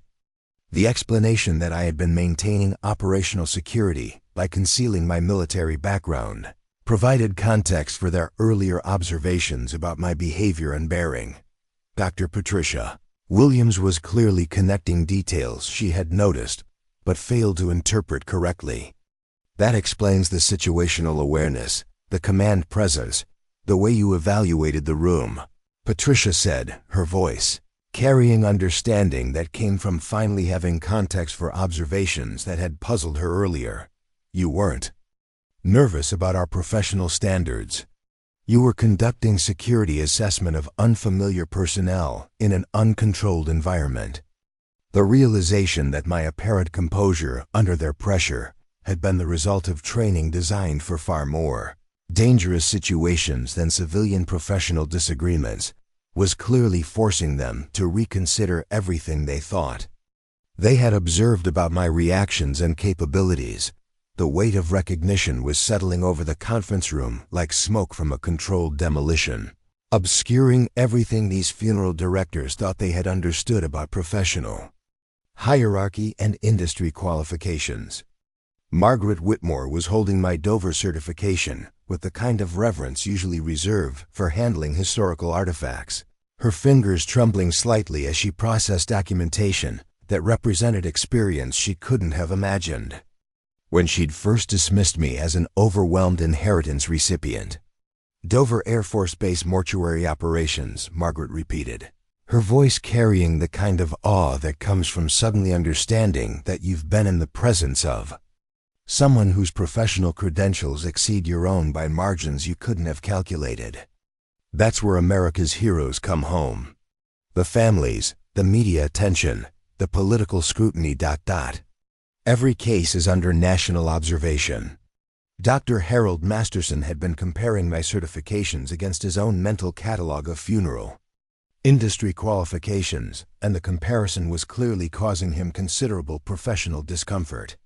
His entire career had been built on the assumption that his family's Multi-generational funeral experience represented the pinnacle of death care expertise. But my military documentation proved the existence of training and experience that made civilian funeral work seem almost elementary by comparison.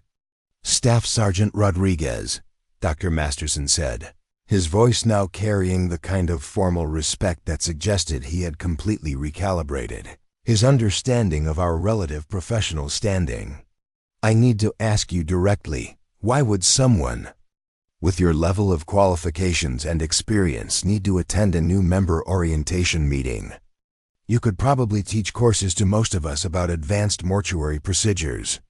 The question struck at the heart of their growing comprehension that the entire premise of our interaction had been fundamentally flawed.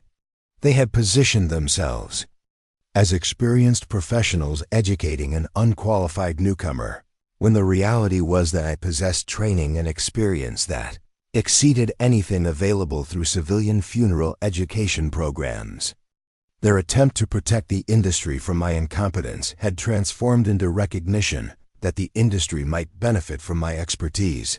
Robert Chun was studying my FEMA mass casualty certification with the kind of intense focus that suggested he was trying to understand procedures and protocols that went far beyond his professional experience.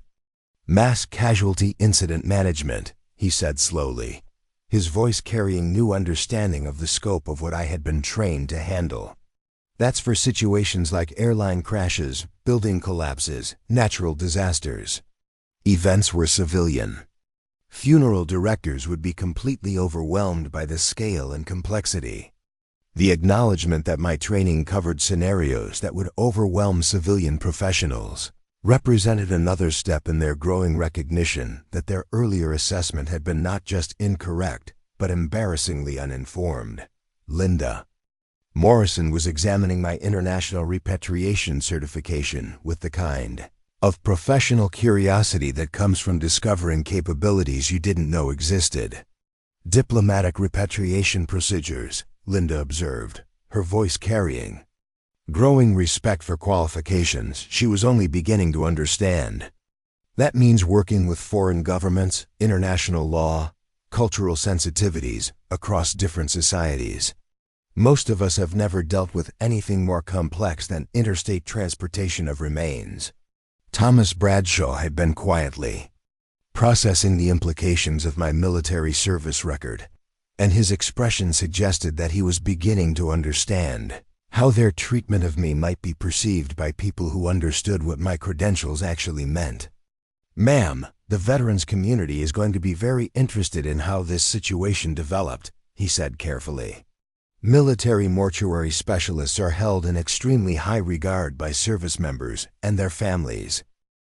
The suggestion that military families might view their dismissive treatment as disrespectful to someone who had served in such a specialized capacity was clearly causing considerable concern among the funeral directors. George Patterson, whose business depended on military funeral referrals, looked genuinely distressed as he contemplated the potential consequences of their collective error. "Staff Sergeant, I handle military funerals regularly, and I know how much respect mortuary affairs specialists command within the veteran community," George said, his voice carrying genuine regret. "The families I serve trust mortuary affairs personnel above any civilian funeral director. If they learn that we treated someone with your background dismissively..." He didn't finish the sentence, but the implications were clear. Dr. Patricia Williams had been studying my psychological training certifications, and her expression suggested recognition that my preparation for dealing with traumatic death grieving families far exceeded anything civilian funeral directors typically received. "The psychological evaluations required for Dover assignment," Patricia said, her voice carrying professional understanding. "They're more rigorous than anything civilian funeral schools require. You've been tested for emotional resilience under conditions we never encounter." The growing recognition that my qualifications exceeded their own in virtually every measurable category was clearly causing a fundamental shift in how these professionals viewed our interaction. Joyce Hamilton was examining my awards and commendations with the kind of attention that suggested she was finally understanding the magnitude of service those recognitions represented.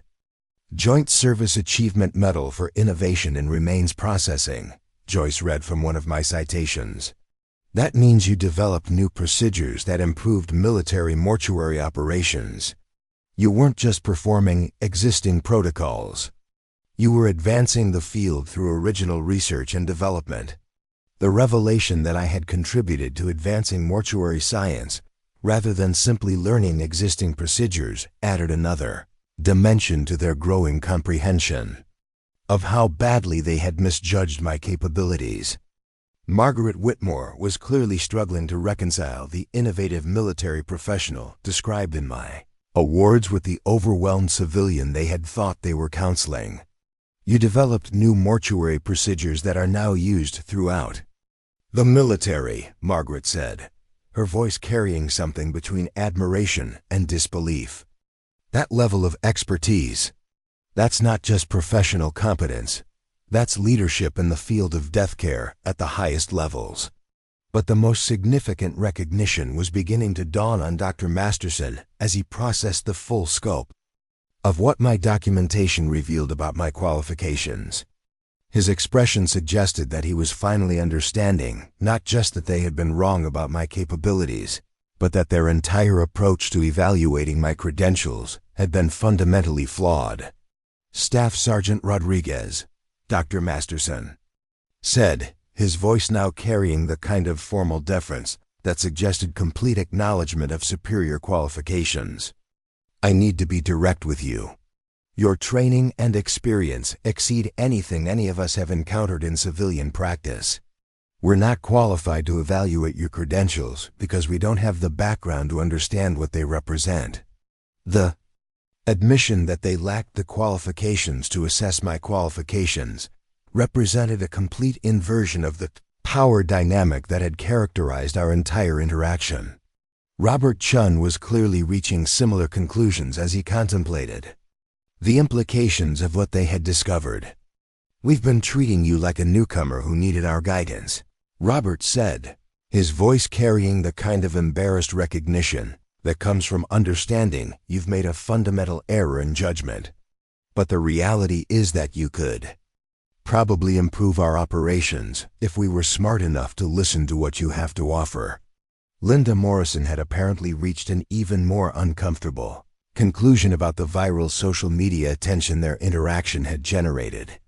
The online coverage is going to look very different when people learn about your military background, she said, her voice carrying growing alarm. We're going to be seen as funeral directors who disrespected a combat veteran with extraordinary qualifications.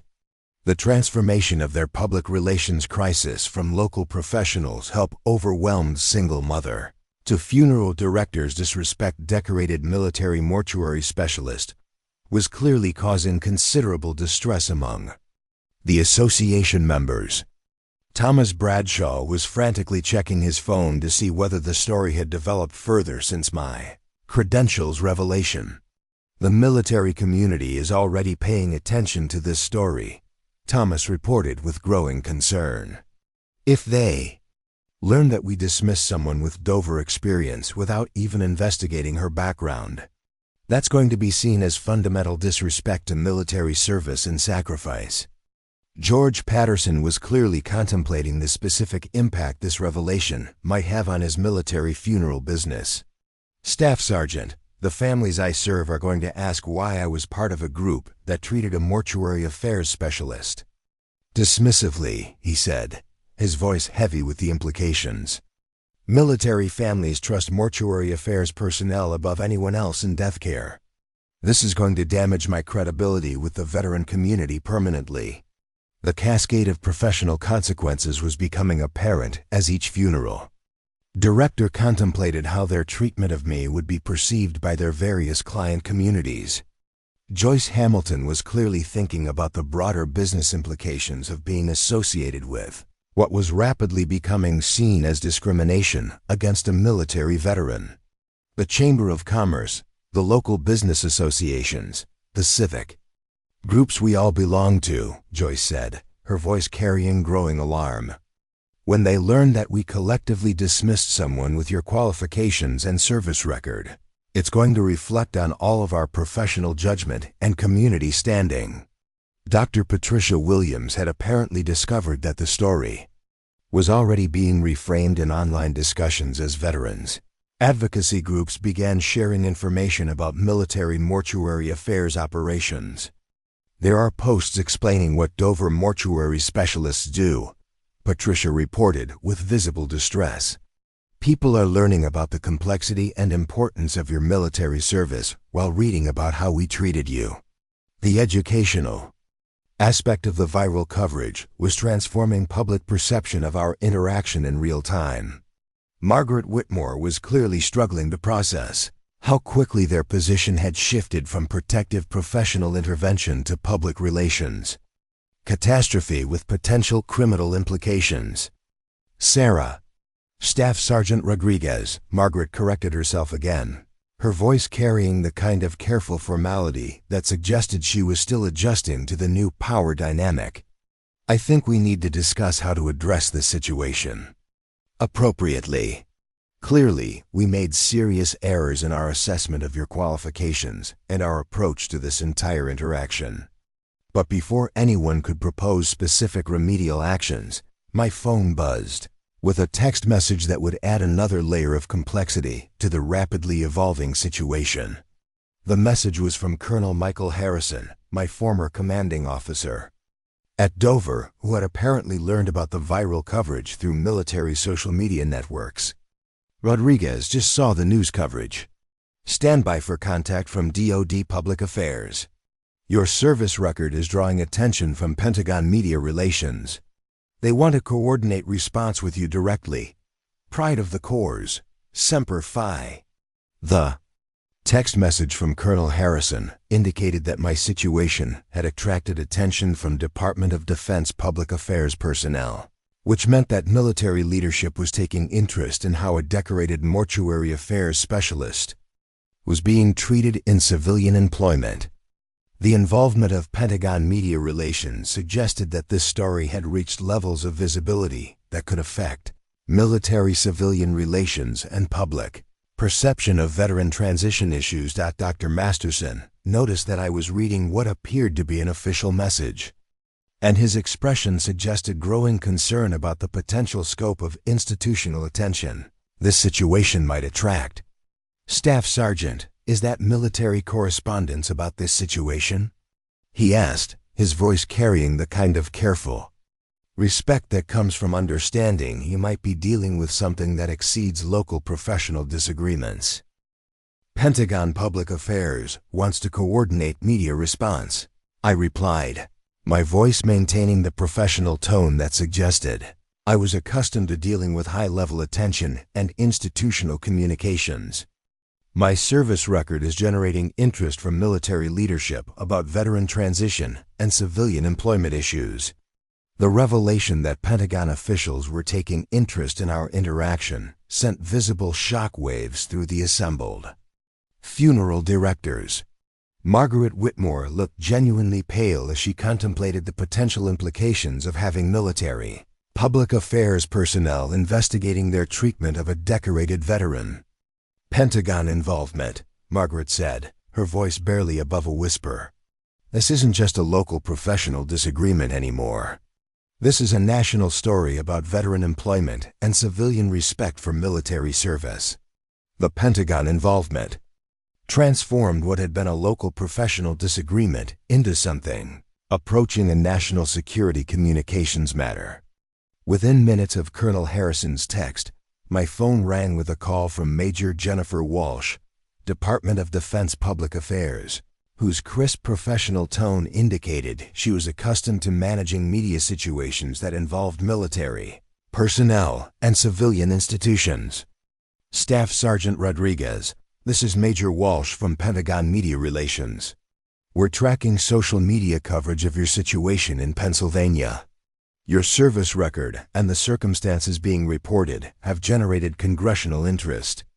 We need to coordinate our public statements to ensure accurate representation of military mortuary affairs operations and veteran transition issues. The funeral directors around me could hear enough of the conversation to understand that federal officials were treating the situation as something requiring coordinated government response. Margaret Whitmore looked genuinely terrified as she contemplated the scope of institutional attention their dismissive treatment had attracted. The possibility that congressional representatives might become involved in investigating their professional practices was clearly beyond anything they had imagined when they'd first questioned my qualifications. "Major Walsh, I understand the concern," I replied, maintaining the professional communication style that military protocol required when speaking with superior officers. "I'm prepared to coordinate with DoD Public Affairs as needed. My primary concern is ensuring that accurate information is available about the qualifications and training that military mortuary specialists bring to civilian death care operations." Dr. Masterson was frantically taking notes as he overheard portions of my conversation, clearly recognizing that whatever public statements emerged from this situation would need to acknowledge the significant errors in judgment that had characterized their treatment of someone with my background and service record. When I concluded the call with Major Walsh, the silence in the conference room was complete and heavy, with implications that none of these civilian professionals had anticipated when they'd begun their intervention in my career plans. Robert Chun was the first to speak, his voice carrying the kind of careful formality that suggested he understood. They were now dealing with a situation that exceeded local professional authority. "Staff Sergeant Rodriguez, I think it's clear that this association owes you not just an apology, but a fundamental reevaluation of how we assess qualifications and treat potential members," Robert said, his earlier confidence in my inappropriateness completely abandoned. "Your service record and training represent exactly the kind of expertise our industry should be honored to welcome." Linda Morrison was clearly struggling to find words adequate to address the magnitude of their collective error.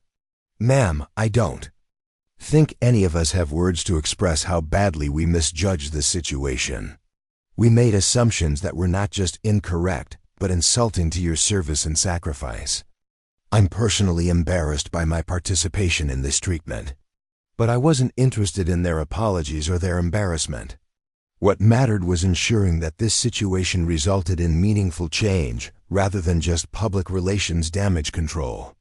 The text from Maya was still burned into my memory, the image of my daughter hiding in a school bathroom because her classmates were mocking her mother's public humiliation. That hurt demanded more than apologies. It required transformation. "Ladies and gentlemen," I said, my voice carrying the command authority that had directed complex operations under life and death conditions. "Your apologies are noted, but what matters now is how we move forward. This situation has revealed fundamental problems with how this industry evaluates qualifications and treats newcomers. Those problems need to be addressed systematically, not just apologized for."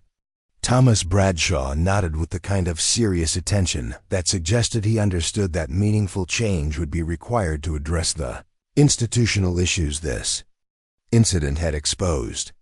"Staff Sergeant, what do you think needs to happen to prevent this kind of situation from occurring with other qualified applicants?" The question gave me the opening I needed to begin implementing changes that would extend beyond my personal situation to benefit others who might face similar discrimination based on assumptions about their backgrounds or qualifications. This was about more than my hurt feelings or even Maya's embarrassment. It was about transforming an industry culture that dismissed people based on preconceptions rather than actual capabilities. Mandatory bias training for all association members. I began outlining requirements that would address the systemic issues their treatment had revealed. Standardized qualification assessment procedures that evaluate actual experience rather than assumed backgrounds. Formal mentorship programs for members transitioning from other professions. particularly veterans entering civilian death care, and transparent disciplinary procedures for members who engage in discriminatory treatment of qualified applicants. Margaret Whitmore was frantically writing down my recommendations, clearly recognizing that implementing these changes would be essential for maintaining this association's credibility in light of the negative publicity their treatment had generated. Staff Sergeant, those are excellent recommendations. I think the association board would be very interested in having you lead the implementation of these reforms. The offer to lead the reforms represented a complete reversal of their earlier assessment, but I had other priorities that took precedence over association politics.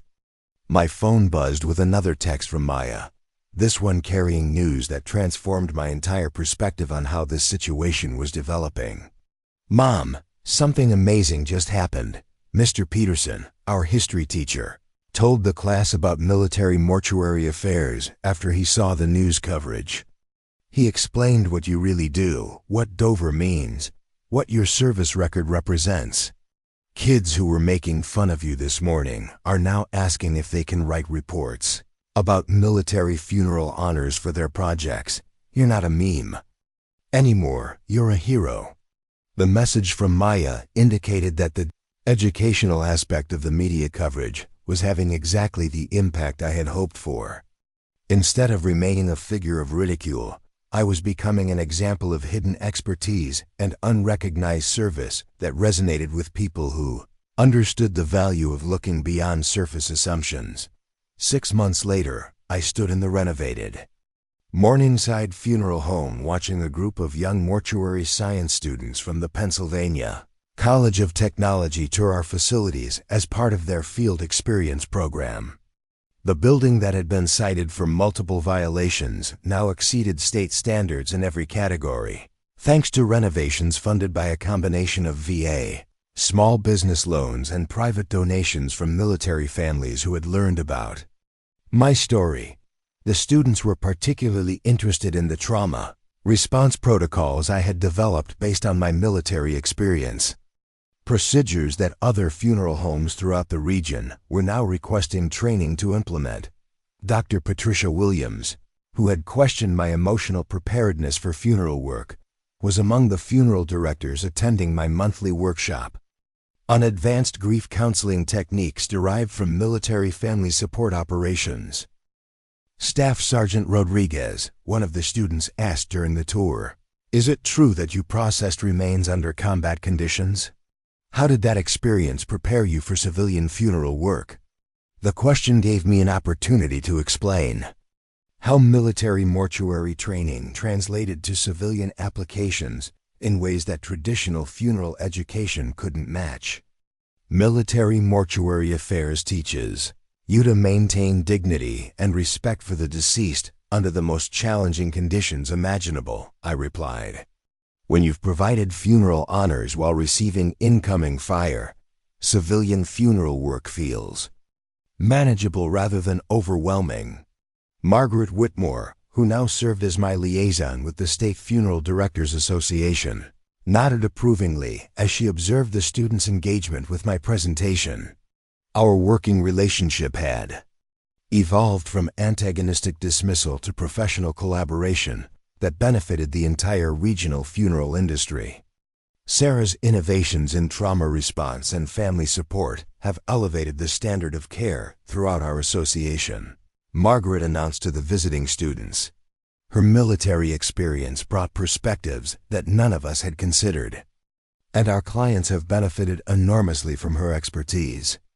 The transformation extended beyond professional procedures to the culture of the industry itself. The mandatory bias training I had recommended was now required for all association members, and the standardized qualification assessment procedures were being adopted by funeral industry organizations in other states as a model for preventing discrimination against qualified applicants from non-traditional backgrounds. Maya, now a confident 16-year-old, had become an informal spokesperson for military families at her school, using her mother's story to educate classmates about the diverse ways that veterans contribute to civilian communities. The viral humiliation that had once driven her to hide in school bathrooms had transformed into a source of pride and an opportunity to advocate for better understanding of military service. "Mom, my English teacher wants me to write about how..." The incident changed not just our lives, but the whole funeral industry. Maya told me one evening as we worked together in the memorial garden behind Morningside. She says it's an example of how individual courage can create institutional change. The memorial garden itself had become a symbol of transformation, featuring sections dedicated to military service members, first responders, and community volunteers, whose contributions might not be widely recognized, but whose service deserved permanent commemoration. Families from throughout the region requested burial services at Morningside, specifically because of our commitment to honoring hidden service and unrecognized sacrifice. The original association meeting that had seemed like such a devastating professional setback had actually created opportunities I couldn't have imagined when I first inherited Aunt Dolores's struggling funeral home. Speaking engagements at military installations, consulting work with other veteran-owned funeral homes, and training contracts with state regulatory agencies had transformed Morningside into a regional center of excellence for military and trauma-informed funeral care. But perhaps the most satisfying change was watching other veterans discover that their military experience qualified them for meaningful civilian careers in death care. The mentorship program I had insisted the association implement was helping former medics, chaplains, and logistics specialists transition into funeral service with the same respect and support that their qualifications deserved. "Sarah, you've built something extraordinary here," Dr. Masterson said during a recent visit to review procedures that other funeral homes were requesting permission to adopt. "What started as a terrible misunderstanding has become a transformation that's benefiting families throughout the region."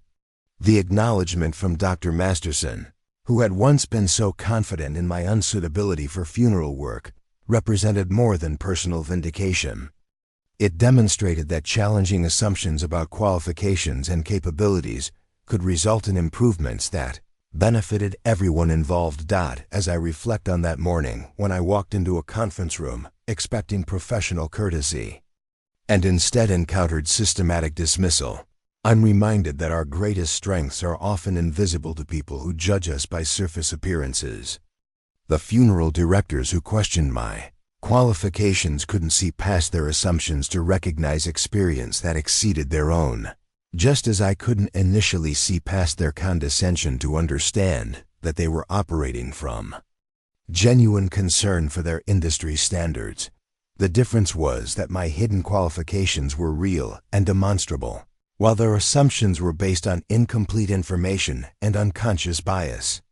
When forced to confront documentation of my actual capabilities, they had the professional integrity to acknowledge their error and work toward meaningful change. The viral humiliation that had seemed so devastating at the time had actually provided the platform necessary to create institutional transformation that would benefit countless other people facing similar discrimination. Sometimes the most painful experiences become catalysts for the most important changes, but only if we choose to use our temporary power constructively rather than destructively. True strength isn't about dominating others or proving them wrong through public humiliation. It's about having enough confidence in your own capabilities that other people's initial misconceptions can't diminish your sense of worth. And most importantly, it's about using whatever influence you gain to create opportunities for others who might face the same barriers you once encountered. If you've ever been underestimated, dismissed, or written off based on assumptions about who you are or what you're capable of, remember that those judgments say more about the people making them than they do about your actual potential. Sometimes the best response to discrimination isn't argument or anger, but patient demonstration of capabilities that speak louder than any defense. What would you have done in my situation? Would you have revealed your qualifications earlier, or waited for the perfect moment of professional vindication? Share your thoughts in the comments below.